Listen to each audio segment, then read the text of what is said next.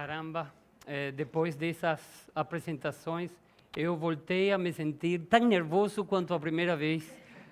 Eu dei a minha primeira palestra no Brasil em 1973, né?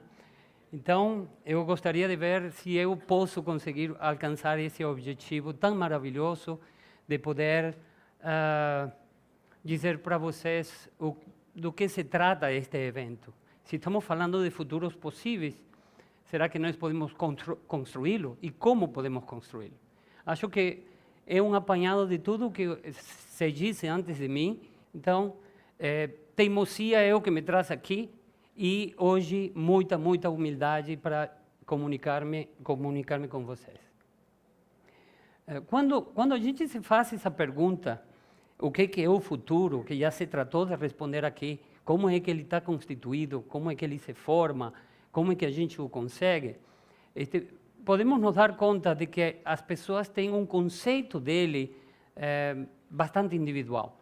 Algumas pessoas acham que o futuro ainda não chegou, que o futuro está ainda por ser construído, que podemos esperar estações estelares intergalácticas, podemos construir cidades em borbulhas, podemos controlá-lo todo, que a tecnologia vai nos ajudar de qualquer maneira, que vamos poder viver 200, 300 anos com essa manipulação genética que hoje dominamos. Mas existem outras pessoas que acham que o futuro já chegou. E quando vemos todo esse mundo tecnológico, essas redes sociais, essa sociedade de consumo que nos faz sonhar de que o homem quase que pode tudo, e de fato, em algum sentido, pode, pensamos de que essas pessoas acham que o futuro está aqui, bem perto de nós. Mas tem outras que vivem totalmente esperando que o futuro se realize hoje, porque muitos deles não têm nem o que comer. E eu quero não jogar água fria sobre esse ambiente de alegria que nos está tomando hoje, de tanto positivismo, porque quero ser positivo com vocês, mas a realidade me exige que eu seja otimista.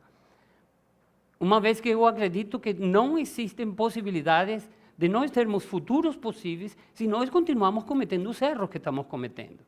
Não quero ser negativo, mas eu quero me lembrar daquilo que me motivou nos últimos 35, 40 anos da minha vida e vejo recompensado com os trabalhos que aqui se estão apresentando. Cada uma dessas pessoas que me antecedeu simplesmente é uma inspiração para mim. Acho que tudo o que nós temos que saber sobre o futuro, nós já tínhamos na nossa frente há muito tempo, quando começou a se estudar o funcionamento da natureza. Me lembro muito que o Luxemburger, a quem eu considero talvez meu mentor nos anos 70, me mostrava o importante de entender como é que os mecanismos e os sistemas naturais funcionam. E quando comecei a trabalhar mais intensamente as leis da física, as leis da conservação da matéria, da energia, ou as leis da biocibernética, todos esses anos eu fui me confrontando nos meus argumentos sempre com essas leis. Nós não podemos evitar que os sistemas se implodam dentro de si mesmos se nós não obedecemos à lei da retroalimentação negativa. Todos os sistemas têm que crescer, mas mais para a funcionalidade do que para o tamanho, coisa que o nosso sistema econômico não quer entender.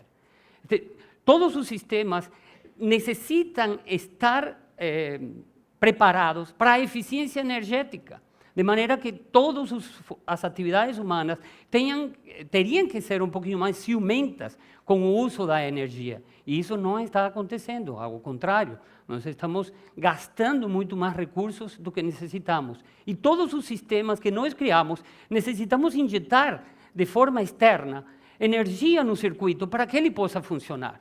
E nossa população sigue aumentando. Não há nenhuma possibilidade de evitar isso. Hoje, quando eu cheguei a esse país, em 1972, nós tínhamos 90 milhões de habitantes. Hoje temos 190, passam dos 190, poderíamos dizer que estamos nos 200 milhões e a população seguirá aumentando talvez até os 350 milhões de brasileiros. E nós temos uma grande dívida com uma grande parcela deles. Então, não é o crescimento, né, no estilo em que nós estamos acostumados a ver, o que nos vai tirar dos problemas ambientais. Mas isso fica na área da ecologia. O que eu venho dizer como mensagem para vocês é que eu acho que o papel nosso é vital. Necessito pensar de que eu posso mudar pelo menos o meu mundo.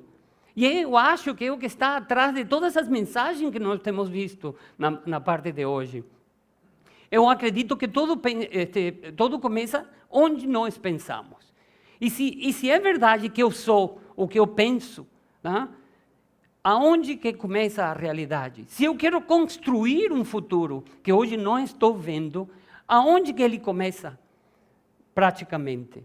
E eu acredito que se nós pudéssemos entender de que a realidade não são as coisas que a gente toca, não são as coisas tangíveis. Se a realidade que nós estamos vendo hoje é o produto de projetos antecipados, nos damos conta que a realidade, na realidade, a realidade começa dentro de nós, no que pensamos. Nós podemos construir esse futuro de alguma forma. Nós podemos transformar o nosso futuro se nós quisermos. Agora, basta nós querermos agir dentro daquelas linhas que nós pensamos prematuramente, como a construção de um prédio que começa na imaginação do arquiteto e termina na colocação dos tijolos e no seu uso. Por outro lado, nós necessitamos ter o compromisso de visualizar que tipo de futuro a gente quer. E aí eu pergunto para a plateia toda, o que nos trouxe aqui? Por que nós estamos sentados hoje, no dia sábado, escutando um cara feio como eu, né? E como é que nós vamos sair daqui? O que nós vamos pegar de tudo isto que se falou? Né? Se é que é possível criar os nossos próprios futuros e fazer o futuro coletivo, porque como dizia a Saída, nós não estamos sozinhos. Tem um monte de gente que pensa muito parecido com a gente. Nós podemos olhar para fora, certo? Para pensar no futuro, mas também podemos olhar para muito dentro. Algumas pessoas olham tão para dentro que precisam de um microscópio a vida inteira para ver a vida e se perdem do contexto. Então, acho que necessitamos um pouco de esforço para ver que tipo de delineamento a gente vai estabelecer. Lembrem-se que há 200 anos atrás, quando se estabelecia o sistema econômico que nos prometia abundância de recursos em todos os sentidos, aparece Malthus nos avisando que a população do mundo iria crescer muito mais rápido do que a alimentação que nós teríamos que dar para ela. E ele talvez falhou, mas o que ele não lembrava é de que para que esse alimento chegue à mesa das pessoas, tinham que acontecer um monte de outras coisas que não tinham nada a ver com o crescimento geométrico ou o crescimento aritmético. Eram as atitudes humanas. Nós estamos com 1.2 bilhões de pessoas que não comem absolutamente nada. Nós estamos devendo para um quarto, para um quinto do planeta. Se nós conseguimos derrubar a teoria de Malthus, produzir mais alimento do que podemos consumir, e a metade desse alimento nós estamos dando para os animais comer, e ainda deixamos um quinto da população do mundo sem alimento, alguma coisa está errada. O homem consegue alimentar a sua população, mas não consegue distribuir esse alimento de maneira justa. Eu acho que quando um ser humano não consegue alimentar-se, toda a maioria dos problemas começam a aparecer. Eu não gostaria realmente de chegar na minha casa e encontrar os meus filhos chorando de fome, porque eu tenho 3, os criei, são gaúchos os 3, né? Agora estão em São Paulo, mas posso dizer que eu perderia a lógica, perderia o controle se eu tivesse que chegar na minha casa e não tivesse o que dar de comer aos meus filhos, porque talvez a maior dor que eu tenho percebido em todos esses anos todos trabalhando no território nacional. dedicando-me esses últimos minutos a minhas propostas, quero muito humildemente dizer que não estou sentindo-me, depois de 35 anos de carreira ambiental, satisfeito com a atitude que nós estamos tomando, muitas vezes passiva. Necessitamos ser um pouquinho mais agressivos no nosso envolvimento. Às vezes, batemos palma para iniciativas nobres, mas nos envolvemos muito pouco. É como se estivéssemos numa feijoada, né, e escolhêssemos ser o ovo em lugar da linguiça. A linguiça está comprometida, o ovo não. Então, eu acho que nos falta um pouquinho mais de coragem para nos dedicar e nos arriscar, porque disso é que se tratou todo o dia de hoje. Fazer coisas diferentes, se envolver com as pessoas, comulgar com os seus problemas. Então, acredito que esse princípio, que talvez seja muito geral, que não vai acrescentar nada a vocês, é apenas um chamado para que eu possa ver o futuro do meu neto, que hoje apenas tem 1 ano e meio, garantido, porque foi assim que eu comecei a me dedicar à questão ambiental. Necessito garantir um mundo que não é meu, aquele mundo que usa os recursos que tomei emprestado das gerações que ainda não viveram.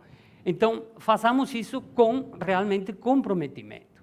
A segunda, talvez a que eu mais me identifico, vamos ser rebeldes.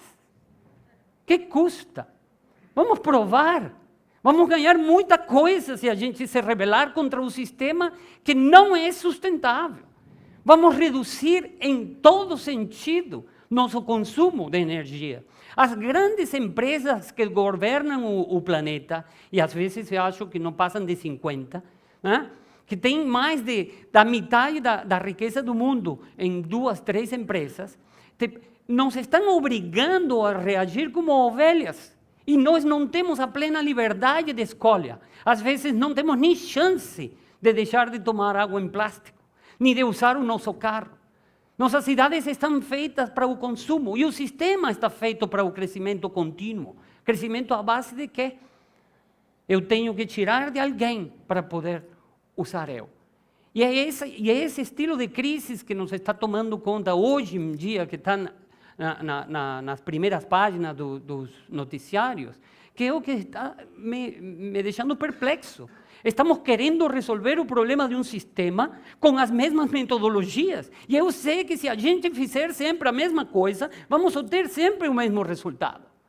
Não há uma proposta decente no mundo hoje, né, que vocês vejam que está sendo implantada, a não ser por iniciativas particulares, que possam dar uma solução a um novo sistema, a uma nova ordem mundial. Nem sequer o Brasil, com suas condições, teria chance de montar um próprio sistema de governo autônomo. Ele também depende demais. Nós somos exportadores de tudo o que é matéria. E somos os principais produtores de alimentos do planeta. Somos a grande fonte de recursos naturais. Mas nos custa nos rebelar contra um sistema que nos vai arrastrar ao debacle econômico se a gente não for criativo, se a gente não aplicar os princípios que aqui se estabeleceram no dia de hoje. Por outro lado, isso é automático. Se a metade dos alimentos que nós produzimos, nós estamos dando para os animais, né? Não quer dizer que nós vamos deixar de ter o churrasco famoso do Rio Grande do Sul.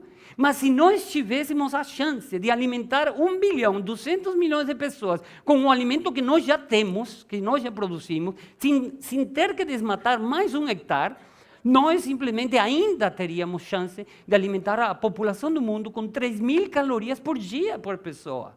E sobraria muita carne ainda para poder ser consumida. Mas o alimento não virou um ponto estratégico, o alimento virou uma commodity. E o que eu estou propondo é de que nós pensemos em retirar dessa linha de raciocínio econômico um elemento tão importante como é o comer. Se a escola é importante, se a saúde é importante, tudo começa com a energia que nós introduzimos no nosso organismo através da comida. Não é justo que ao lado de onde nós vivamos tenha gente malnutrida, subnutrida, especialmente num país como o nosso, que é capaz de produzir 150 milhões de toneladas de grãos. E ainda temos uma cabeça de gado por pessoa. Então, o que fazer? Como fazer? Esse é um desafio que temos para os políticos. E a última proposta que eu teria que fazer, eu a lancei, não me fiz escutar muito bem, no segundo ou terceiro Congresso Interamericano, Ibero-Americano de Educação Ambiental. Eu acho que nós necessitamos fazer uma revolução na escola. Hoje nós vimos com o Marcel o que se pode fazer quando você confia no ser humano. Quando você não está neurótico por seguir um conteúdo curricular. Você sabe que o conhecimento está na ponta dos dedos desses garotos. O que se falou aqui é de ter a capacidade de utilizar o conhecimento pelo bem da sociedade. Então, a proposta, talvez até demais de óbvia, mas muito difícil, porque é um valor intrínseco, é investir na educação das virtudes. Vamos treinar as pessoas a entender-se como seres humanos. Como é que nós podemos desenvolver todas essas virtudes que vão fazer com que o conhecimento tenha boa aplicação? E não simplesmente seguir construindo escolas que terminam criando pessoas que vão fazer fila na porta das fábricas. Acredito que se nós quiséssemos fazer, pelo menos, a tentativa de mudar, né, os conteúdos curriculares para que a metade se dedicasse ao conhecimento e a outra metade à aplicação desse conhecimento e desenvolver as melhores habilidades humanas que nós estamos guardando dentro dos nossos corações, talvez nós tenhamos um indivíduo que pode encontrar a saída a todos aqueles problemas que antes mencionamos. Para finalizar, nesses 30 segundos, eu queria dizer que eu espero que nós não tenhamos que nos reunir aqui outra vez, talvez para discutir sobre futuros impossíveis. Futuros impossíveis conseguem ser delineados e definidos muito tempo. Coloco a foto do Luxemburger porque ele conseguia nos dizer 30 anos antes o que iria acontecer com o meio ambiente. Eu espero que o que se diz aqui hoje nos possa animar e estimular para criar um novo Brasil. Deus os abençoe.